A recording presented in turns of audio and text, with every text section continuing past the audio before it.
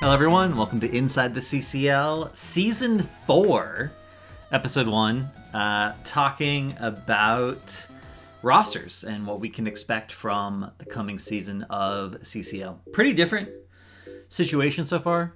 So what's the story here? What's the story of CCL? The story of CCL this season is no draft.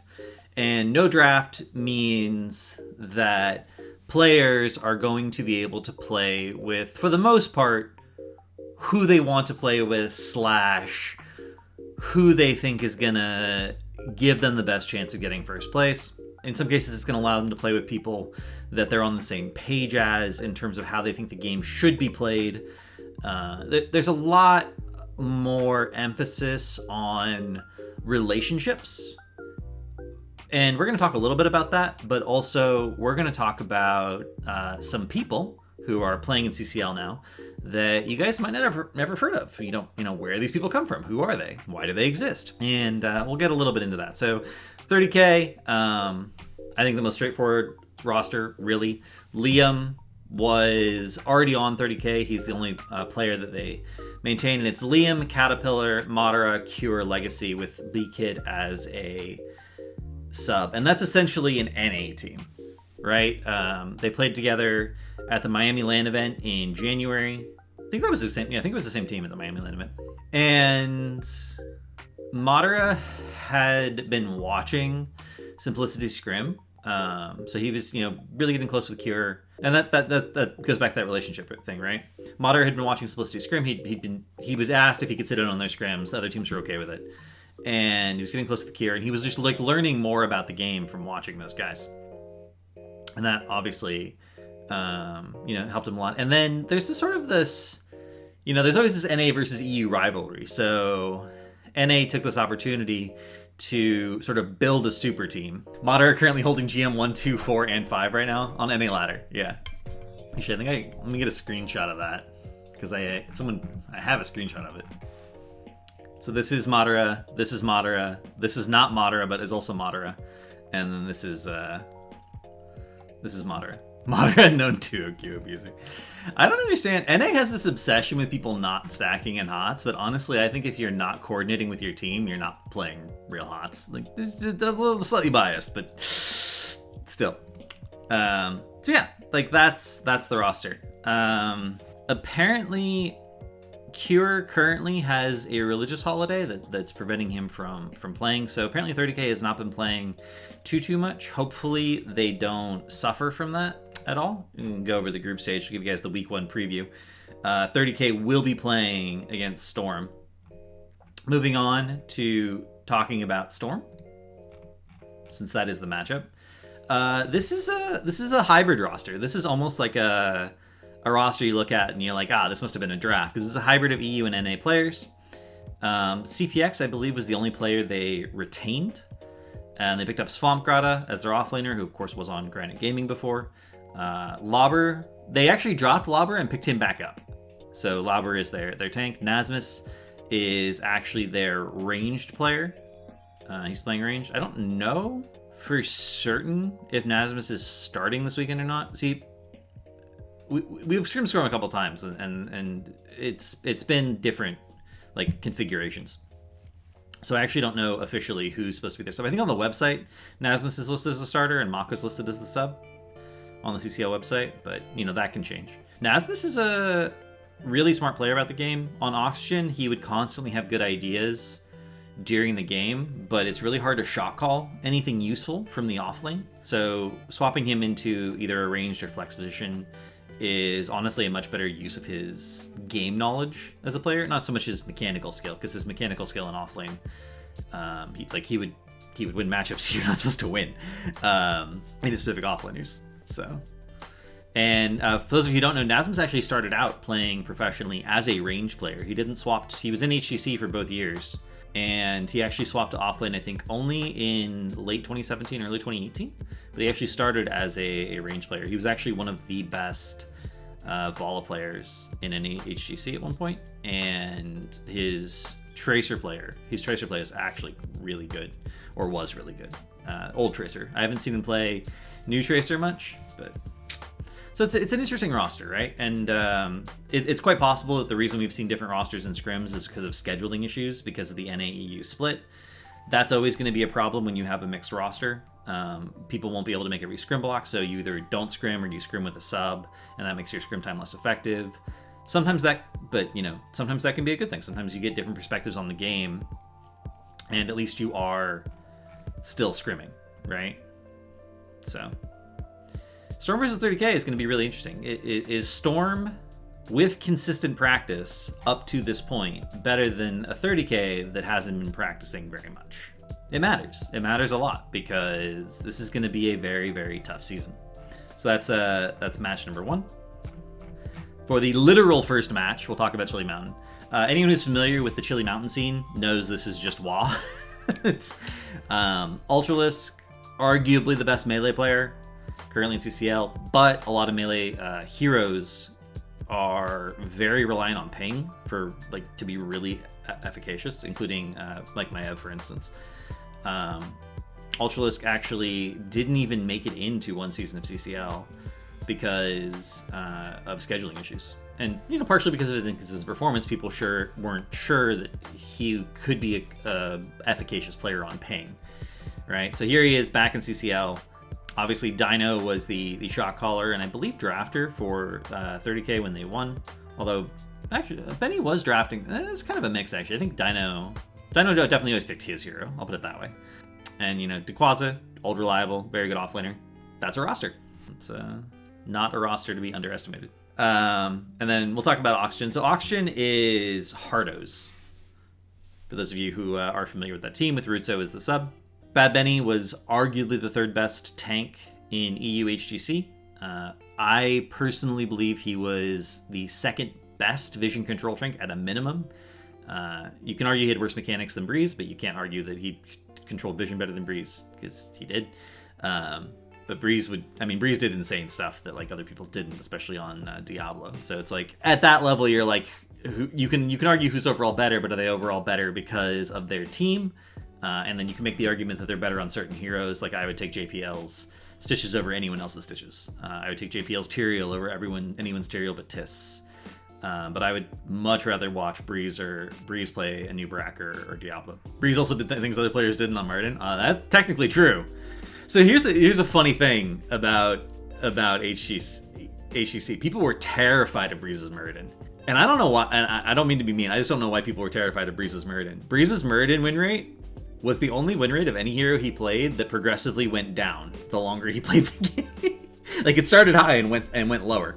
And actually one of his, in the last season of HGC, it was one of his very few sub 50% win rate heroes. I still don't to this day understand exactly why people were so afraid of Breeze's Muradin at the end there, when he was so much more impactful on literally every other tank he played. So, weird. Hasuobs. Hasu is an incredibly consistent player. There's just not, you look at his play and there's not really anything he's doing wrong. Most of the time, the vast majority of the time.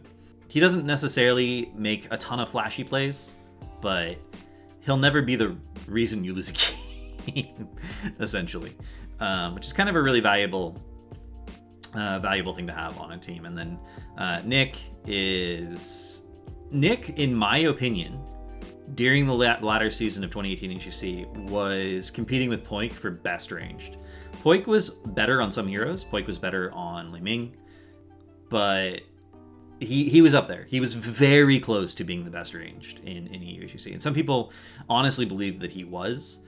The other person who was sort of in that arena, in that competition, was DAB. DAB leveled up massively at LAN events because he played on a shitty computer.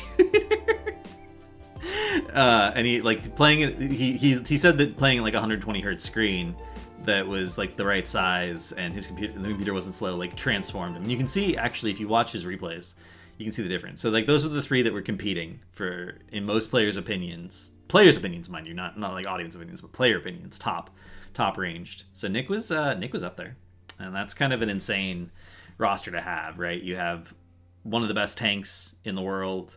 One of the most reliable players in the world, arguably one of the best ranges to ever play the game. And then you have Copenhagen, who was on some top teams in Open Division, and Yasu, who of course is very famous for his Lucy play, as long as some other things. People were literally so confused at how you pop off on Tracer on 60 FPS laptops at BlizzCon. Here's the thing.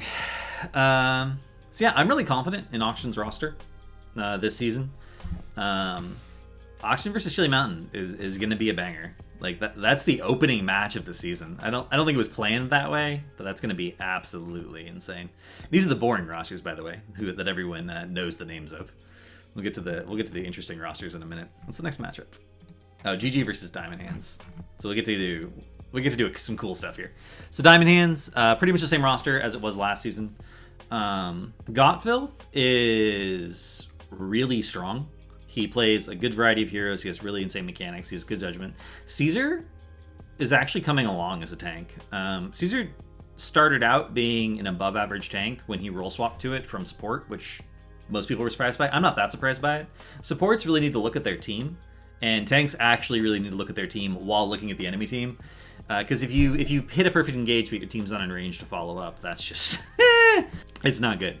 So Caesar's actually doing pretty well in a variety of ways for tanking. Tori, been doing very well in the off lane so far, and then they did pick up Heavy as a support player. Obviously, Heavy was on auction. We could have figured out a way to have an NA roster that management was happy with. We would have probably stuck to a full NA roster, and that probably would have included Heavy. Diamond Hands is also like an org where their philosophy is we don't want to drop players. We want to keep players and develop them over time. So the fact that Diamond Hands hasn't had many roster changes is going to be an advantage for them versus teams that came together with completely new rosters. Like Storm is basically a completely new roster. These players have not played together before. That's always going to be an advantage when it comes to week one, right? Where people don't know the meta yet.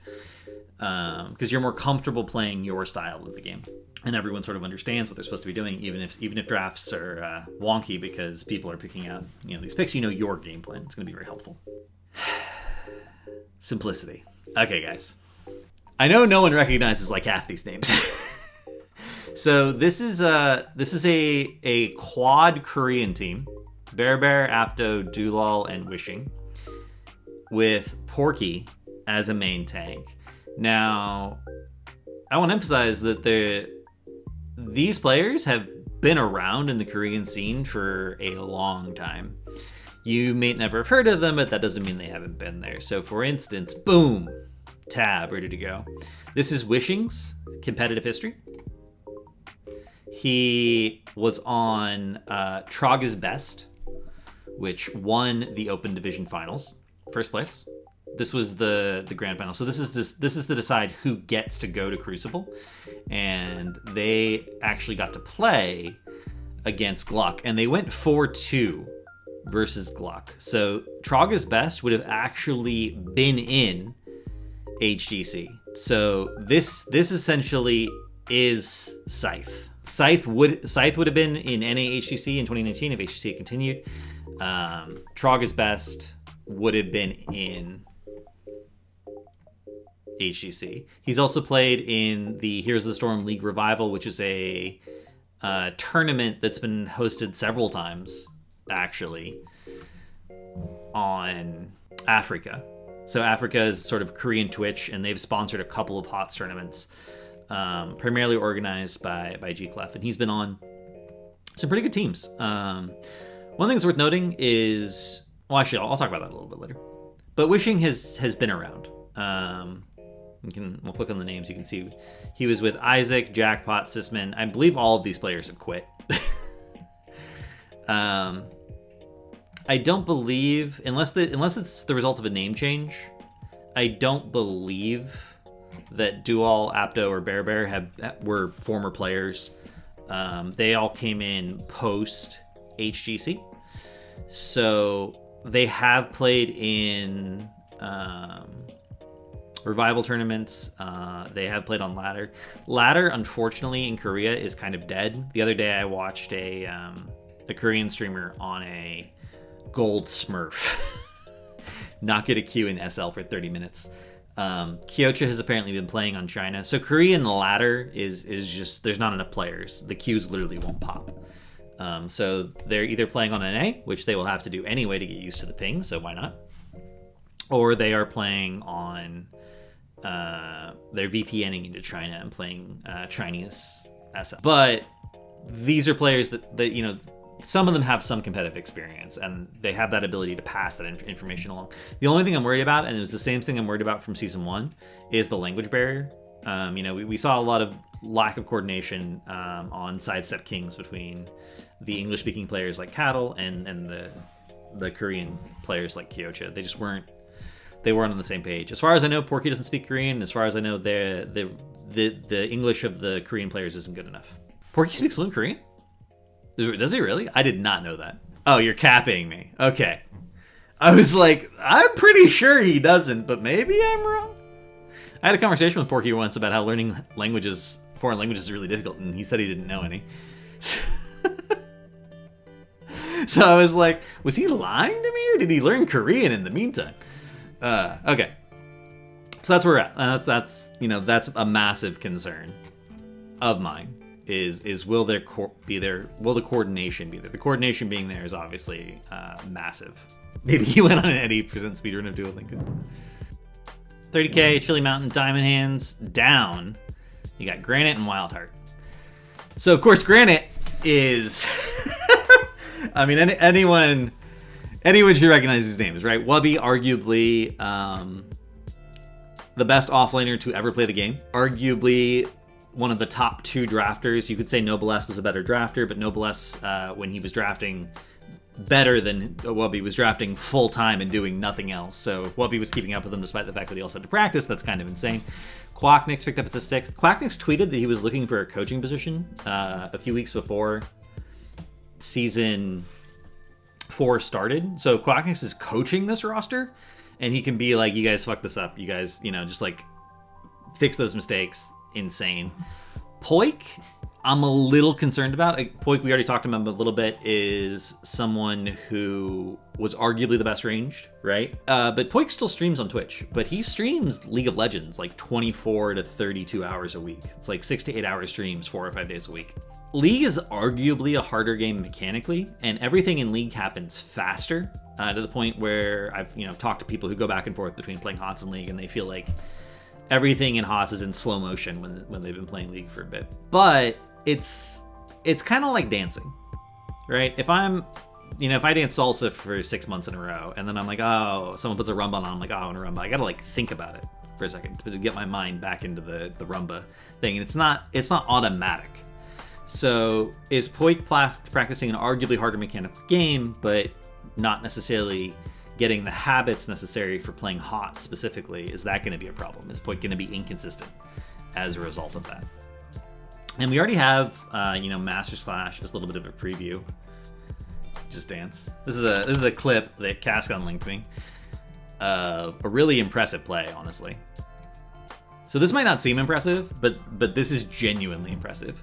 So Poik on Ming is just hammering this wall. Wubby's in this bush. Notice that Breeze comes through this bush, out of range of the vision of the towers, and goes down and anchors the bottom bush. Now this entire arc is controlled, and they're just going to poke the wall. They're just poking the wall with abilities. That's all they're doing.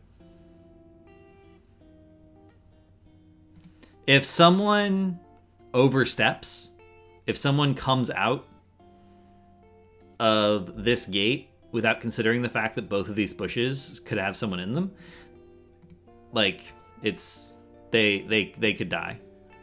They could easily die. But it's really easy for Granite to just walk away if they don't immediately get a blow up for the kill. And so for Granite's perspective, the worst case scenario here is they get the tower for free. And the tower is just a little bit of experience. A little bit of experience makes a big difference when you're ahead in experience already like this, and you're going to try to play for 20. Right? And this is perfect.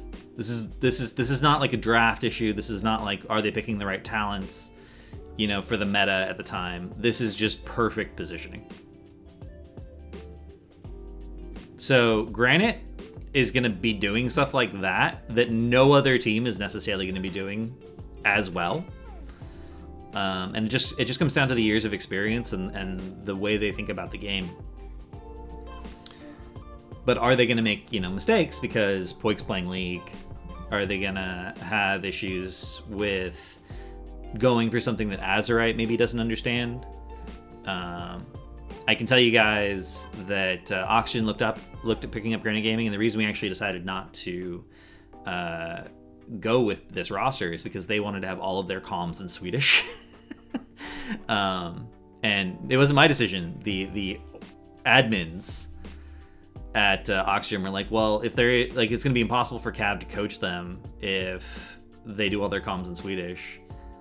And we think that the fact that we have Cab is what the benefit we have as an org to bring to the players. So we want any team we pick up to have that and want it. So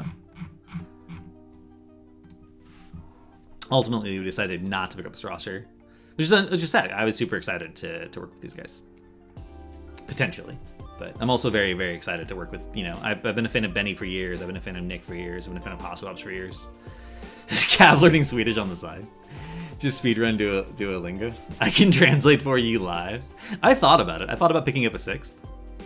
Has someone told CCL not to jump into their comms this season then? I don't think anyone has. If anyone wants to do that. I can post it in the org Discord.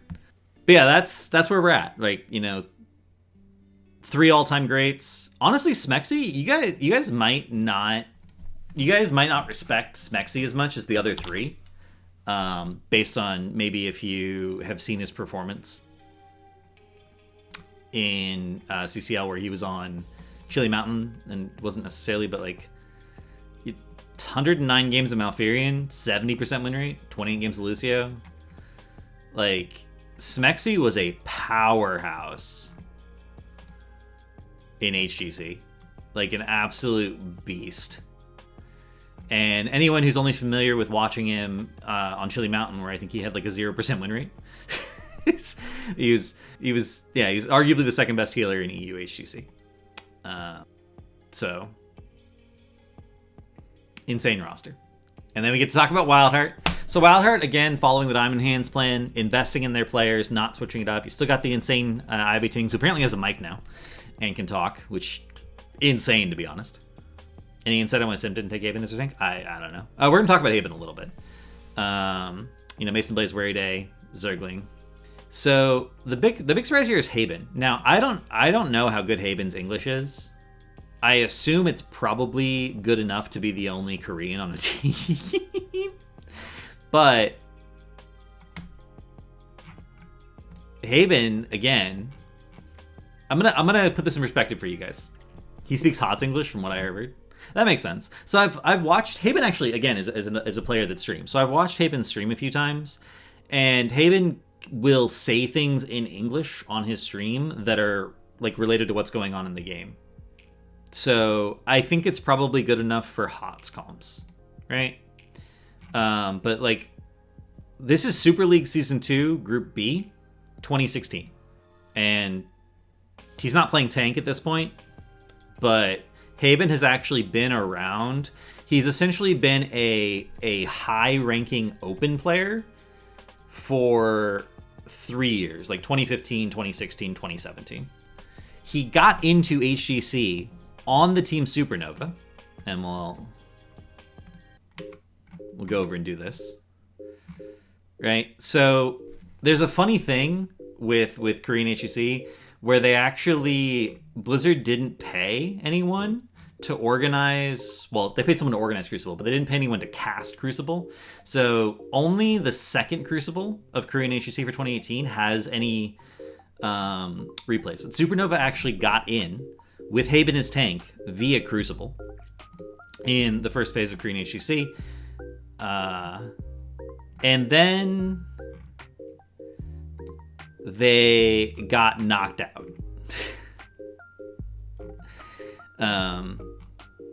At the end. Actually, no, they're the team that didn't get knocked out. They 4-0'd D-Dung. So, in a way, Haven is like Lauber. Right? Lauber was a high-tier open player for a couple of years. And he ended up playing one season of HGC and then got dropped out. So Haben is in my mind the Korean Lauber. That's how I'm gonna think of him. And we'll see if we can make some comparisons as the season goes along, maybe between Haben's play and Lauber's play. But Lauber's a pretty good tank player, right? Like people think really highly of Lauber. I will say that from what I know of Korean HGC, the scrim scheduling was a little bit hierarchical. Basically, there was even a period where MVP Black would only scrim MVP Miracle, and they actually ended up with this horrendously horrible inbred meta that like worked against each other but didn't work against other teams who weren't playing that meta. It was like the worst month of MVP Black's performance in HGC history. and then they stopped doing it. But basically, the top 4 teams would really only scrim each other, and they would only scrim lower tier teams if no one was available for some reason. So even though Haben got to play in Korean HGC, he doesn't necessarily scrimming against top teams. He didn't get that level of experience. But Korean HGC was hard. And honestly, the bottom teams were improving a lot. Like, Blossom started getting actually pretty good. So Korean Lauber is coming to CCL Season 4 via Wildheart Esports. And I'm here for it. Like, Haben is actually pretty amazing game sense, and he has obviously, 7 years of competitive experience. And he, sure, he only managed to break into the lower tier of Korean HGC, but that's still very impressive. And he's really, like, as far as I can tell, he's not performing too badly. He does really well in SL. I actually had him in an SL game the other day where he was playing Garrosh, and despite our team running it, like, he almost managed to bring us back, and he made some really great plays. So if Wildheart can get on the same page as him, or if he can get on the same page as Wildheart, like either direction, as long as they're on the same page, and as long as the language barrier isn't too bad, that's gonna be nutty. You can even, like, let's go. Okay, so they got absolutely stomped. He played Murd at 3 games against Genji, right? And to be honest, like, probably all of these were straight out drafts. Let's look at the least bad one. Sky Temple, Junkrat, Hanzo. Actually, this is a better draft. I mean, it's carries him into poke, but as long as they can gap close, that would actually be fine. Okay, no Illidan drafts. Illidan's not a real hero. This is my Ev. All right, so this is the least bad This is the least bad draft, right? We'll just look at a couple things, see how he plays a level 1 fight. You have coached every player on every team except Granite Gaming, so even if Oxygen loses, you still win as long as Granite doesn't place first. How do you know I haven't coached Quacknix? How do you know? I have not coached Quacknix. Quacknix and I had an interview about the game once that lasted nearly 2 hours. We were talking about a lot of things.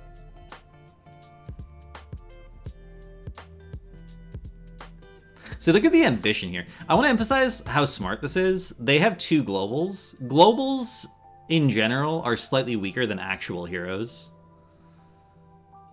Right? So one of the ways you abuse globals is by taking split fights and then using the global to not miss soak. So they start out with Falstad mid into Haka's top. Dahaka, however, can burrow bottom and not miss any soak. So he's showing. And, like, the bait is real. Kyo's just not taking the bait.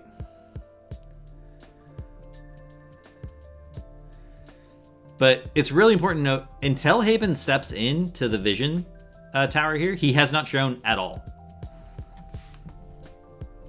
Now, the problem here is that a Nubarak really strongly enables pushes. I don't know who the shot caller for Supernova was, so not taking into account that Genji was going to push and get like half a damage on tower is actually like significant. Misses the stun here. Holds jump. It would have been better technically for him to have jumped over the wall than it was to just jump straight out like that. But holding jump until all their interrupts have been used is really important. So like his play is fine. He's playing around vision really well. Look at that. Just beautiful, perfect Junkrat kill.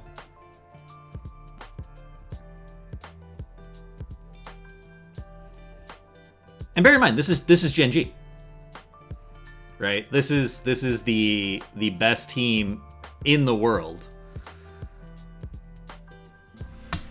Now, can anyone see what the problem? So they get that perfectly clean kill, and then they int. One of the things that's really important, and only top Korean teams did this. Like the bottom Korean teams, every Korean team was very aggressive, but top Korean teams would get a kill and then back up slightly. They wouldn't back up all the way. They would back up enough to look for another kill once their cooldowns were up. Like they could still see the enemy team. And like, again, I don't know who the shot caller was, but this was a consistent problem for the bottom Korean teams. They would get something done and then just int. But the initial like pick is perfect. It's textbook, right? So this is Haben in 2018. Has he gotten better since then? Has he gotten worse? We're all gonna find out together because I don't know either. But he definitely understands things about the game, particularly vision play, for tanking, that I would say that not every tank who's even played in CCL has understood. He will be playing on 180 ping. That is also true. So that's it. Those are the rosters. I do predictions. That's the thing I do, right? Week 1 predictions. So Auction versus CM. Clearly Auction's going to win 3-1. Granite Gaming versus Diamond Hands. I'm going to say that this goes all the way to game 5. And Granite Gaming wins it 3-2. I'm not certain about the prediction. I feel like Diamond Hands could pick a draft that the Granite Gaming is just not comfortable playing against. 30k versus Storm. I'm going to say it's 30k. 30k been practicing. I would say they're 3-0. 30k without practice. I'm going to say 3-1. 3-1 30k. Sim versus Wildheart. I'm going to say Wildheart takes that. I'm going to say Wildheart takes that 3-0. No AI predictions this time. The problem with doing AI predictions is I don't have any wins. I don't have hero pools. The way I did AI predictions was I picked the most played heroes for each team and put them in an AI match on a team's most played map. Don't worry, we got a 12-hour scrim with 30k Saturday, the day before their match. Oh, really? Okay, so 30k 3-0s Storm then. Easy. They'll be all warmed up. Yeah, Wildheart 3-0 Sim. 30k 3-0 Storm. Diamond Hand versus Granite Gaming is going to be very close. And I have to predict Auction winning CM. I actually think Auction... So day 1 is going to be really insane. There were teams in HGC that did scrim for 12 hours, by the way. In NA, we generally had 2 4-hour blocks with a 1-hour break in between. But there were a couple of EU teams that felt like they weren't playing well enough, so they were just like, let's scrim more. And so they scrimmed 12 hours a day. And then also did VOD review in addition to that. So they were HOTS like 15 to 16 hours a day. Koreans were like that too, though. Koreans had, in some cases, 12-hour, like especially during leading up to LANs, they would have 9 to 10 hours of mandatory scrims and then 1 to 3 hours of mandatory SL practice. I heard rumors about Saturday. Will there still be both series played? As far as I'm aware, both series will be played. That is the last word that I got. I know you're talking about Zergling. I don't know the answer, and I can't speculate publicly because then I'd have to explain the context, and I can't. I hope so too. Well, I mean, teams when boot camping definitely played way more. Yeah, when teams were boot camping, it was definitely 16 hours a day of HOTS. Like you broke for food, and that was it. Oh yeah, for those of you who don't know, we also play Chili Mountain in Masters Clash, like 2 hours before this. So we're playing Chili Mountain in a best of 2 and then in a best of 5, like right in a row. We play them at 10, and then an hour later we play them again. So we're gonna play them on a U ping, and then we're gonna play them on an A ping. I don't think it was intentional, but it is pretty funny. 5-0 incoming. I mean, we could. It is possible. At least if you're running late, they will be too. Throw the MC game so you can be fresh for CCL strats. We really, Oxygen really wants to get top 4 and go to both lands. So if there's going to be a Masters Clash land in Paris. By the way, if Oxygen gets top 4 for Masters Clash, I will be in Paris with the team for that. So my wife speaks French, guys. Like I want to go to Paris. And then, of course, if we get top 4 for CCL, I will also be available to go to Mall of America. Do I have to go to Master Slash Land to meet you now? If you want to. You want to hear a fun fact? I would love to hear a fun fact, Dino. I have never lost against Oxygen in my career so far. You mean in a set, right? You've definitely dropped maps. Also, is that true? Wait. All CCL. I haven't lost Oxygen either. I mean, I think it probably is true, actually, right? Because season 1 we were 4-0, and then we did lose week 5, I want to say, to Dino's team. What team was Dino on in season 1? Insane comms, Dark Matter. Insane comms. Dino's on crowd control, right? In season 1? Yeah, so we lost to crowd control. Okay. I guess that is true, actually. Look at that. Well, that just gives the team more motivation. Thank you for that, Dino. I appreciate it. You have motivated the shit out of the Hardos now. They're going to be very enthusiastic. Anyway, that's going to be it for Inside the CCL, guys. I'm going to go find someone to shuffle you off to. Really exciting season, though. Seriously, like, really exciting season coming up for CCL. I think it's going to be...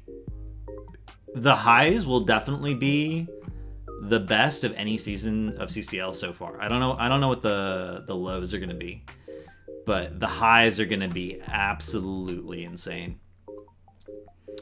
And the fact that it's going to have a LAN, the stuff you guys are going to see at the LAN, regardless of which teams end up going, is going to be just massively different. Because, like, the Korean players are playing 180 ping. If the Korean team gets top 4 and ends up at a LAN event, they're not going to be the same. If Granite Gaming, gets to a LAN, that's not going to be the same. Poik with no ping is not the same player. And the Western server, or the central server for NA HOTS, is just outside of Chicago. Like, people are going to have 15 ping from where the CCL production studio at the Mall of America is. Maybe less. It might be as low as 5 or even 10. Because, like, my ping to in Northern California, which is a 6-hour drive. Actually, let me Google this for you guys.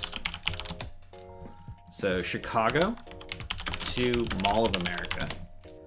It's 410 miles. And the server's not literally in Chicago. It's actually in a data center west of Chicago. So it's actually closer to Mall of America than this map would indicate. The southern server, or the west server for NA HOTS, is roughly an 8-hour drive from where I am. And I get 15 ping, right? So this is even closer. So there's a realistic chance that this will literally be a sub 10 ping LAN event, just because of the physical location of the server. And it's not the same. Everyone from EU is playing on anywhere from like 80 to 160 ping. Everyone from Korea is playing on anywhere from 180 to 220. And it's just not the same game. One example that I'll give you guys is Tyrael was not necessarily meta. He was picked, but he was never necessarily meta at any phase of HGC. But Tyrael was the most contested tank at every single LAN event that happened for HGC. Like, literally all of them. So, it's not the same. Everything changes. Everything changes. So that's huge. Thank you for watching. Remember, this is a stream where we never lose, we always win, or we learn something. Learning is always a win. Looking forward to the season, and I hope you guys are too. Have a good night, everyone.